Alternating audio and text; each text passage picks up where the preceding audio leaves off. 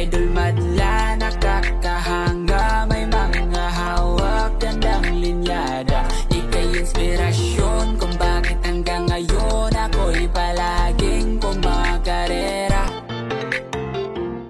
Kambing mode na naman ng mga kalapati natin today mga kalapati. Sa inyong bibigay ko, kita nyo napakadaming oregano nito. Ayan, para sa mga kalapati ko. Ayan, so yung iba dito magugulang na ito, pang punla na to, pantanim na to. Pero iba dito, ayan, mga fresh pa yung iba, mga dulo lang yan. So pinuputulan ko kasi para kumapal, dumami yung usbong. So yung bibigay natin sa kanila today. Pinawalan ko kasi yung tatlong ibon ko, yung tumatakas na isa, tapos yung ano ko lang yun, si Hopsider, saka yung isang puti yata yung isa na yun. Maalala ko nung kulip na walang ko. So kung tama yung natatandaan ko, sila yung huli kong mga training. Tapos magte-tape ako ngayon ng another 3 birds. So training ko na kasi late na yung training ng mga ibon natin mga kalapatids. Tapos bukas yung mga ibon sa taas na kabatch nung nandito, i-viewing ko na yon. Tapos yung mga ibon dito lilipat na sila sa kabila. Kaya kailangan matape ko na yung tatlo dito ngayong araw para bumilis yung process. So titingnan natin kung nandito pa yung mga nilabas ko. Ako po, kulang ha, wala yung isa, wala yung puti. Ayun, ayun sila mga kalapatids. Yan, dalawa. So yung isa kasi lumipad dito, ito wala na. Pero sanay na yun yung tumatakas eh. So lumipad siya, buti na lang hindi niya nasama yung dalawa. Sumipat agad. Matagal na napahinga to, sa buwan. So New Year pa to eh. Magpe-February na. Kaya over late na. So expect ko na magiging tamad sa ronda to. Bawiin na lang natin sa toss. Ayun sila yung dalawa.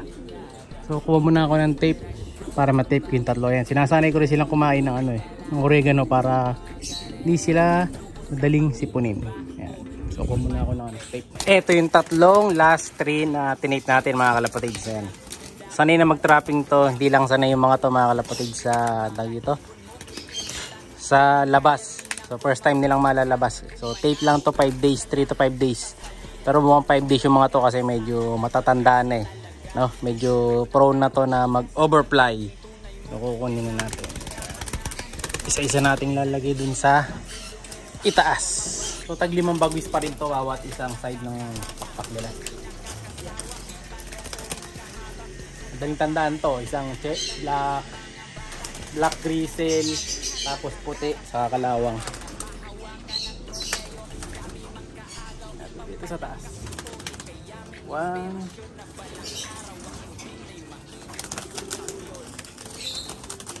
2,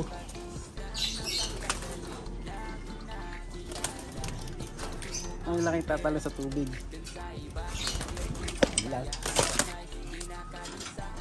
Si Whitey.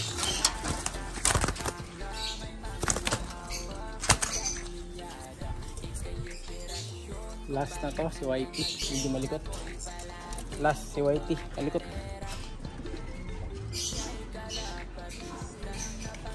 Yan.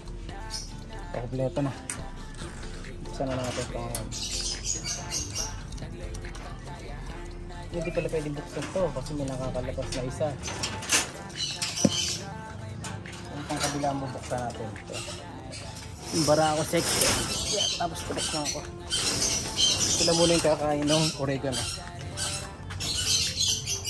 So ayan, kabali 3 naka-tape, 3 nakakawala. Pabantayan ko na lang sa CCTV to kasi baka mamaya mawala din. Tumalon din kagaya dun sa nakaraan na tumalon sa ilog eh. Ito sila oh. Yan. First day out.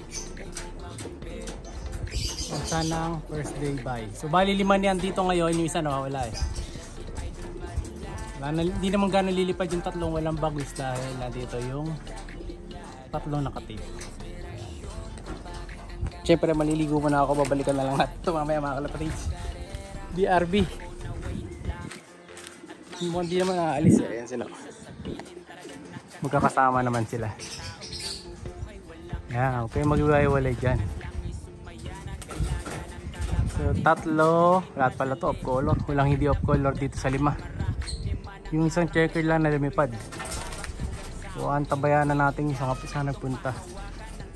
Balikan ko na lang sila mamaya mga kalapatids. Bye! Tomorrow. Second day ng training natin ngayon mga kalapatids. Sa kasamaang palad, yung pinawalan kong isang checkered kahapon, hindi nakabalik mga kalapatids. Yung unang lumipad, yung kasama nung upsider natin. Pero ito check ko kung nakabalik na. Pero kasi kahapon, wala siya. Dalawa yung checkered ko dito, magkamukha. Salas. Kaya tino nakatagit nun. Wala oh. So sila half-sider, ito. Dito na sila. Sana silang madagit mga kalapatids. Pero mamaya ako napawawalan to. Yung mga naka-tape ko muna na mga bataan, sila muna pawawalan natin. Labas natin yung mga tinikot 3 kahapon. Yung sa 3 kahapon okay naman sila eh. Ito, natin. Ang kulay yung nawala natin mga kalapatids. Sayang yun. Sa kabila yan, nagpakawala sa taas si Madlato eh. So ngayon yung mga naka-tape muna. Sayang. Ayan, ito na yung kalawang na naka-tape. Last kalawang. Tapos ito yung sino ba yung tinip kong kahapon. Ito yung puti. So puti, ganito, saka yan. Yung 3 kasi sanay na, no? Pwede na yun. Tapos bukas pwede na lipat yung mga nasa likod. Yan.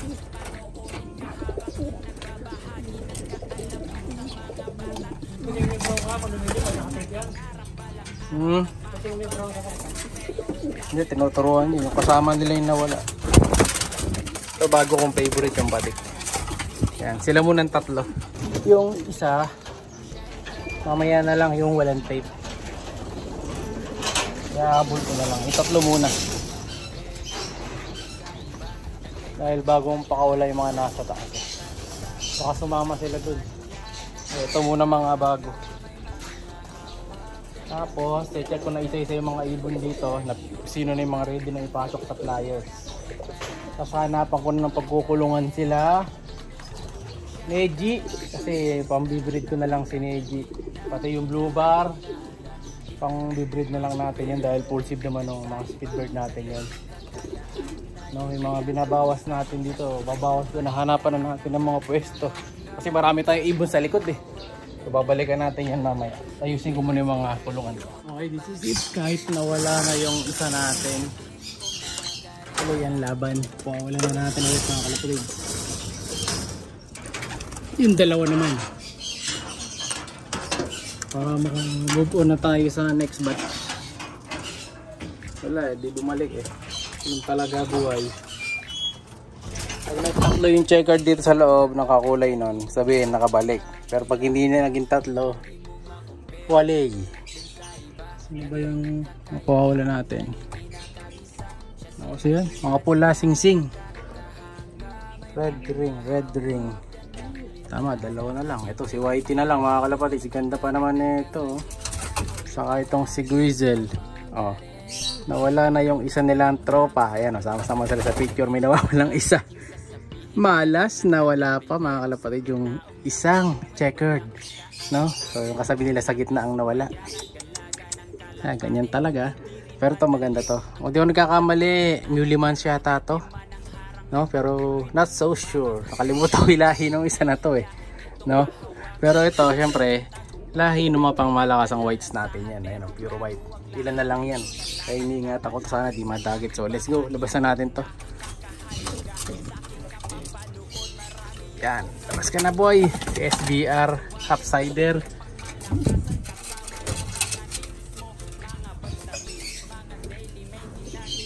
Saka si Grizzle tahimik. Pasok. Yan. Talingan nyo dyan ha. So bahala na yan. Pag di nakabalik yan nga mga kalapatids. Pero tiwala ako na hindi na mawawala yan.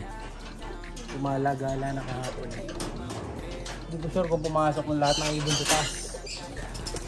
Nakali pumasok, maganda. Pero kahit di na sila pumasok, kumbaga parang guide na lang sila ng ibang ibon natin. Yeah. So ngayon yung kahapon na 6, 5 na lang.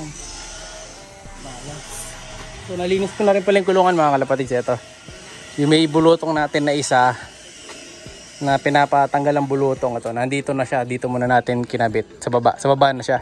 So ito nilagyan ko na rin ng poop tray. Tapos ito sa taas pala may pupus pa pala, tatanggalin ko yung poops.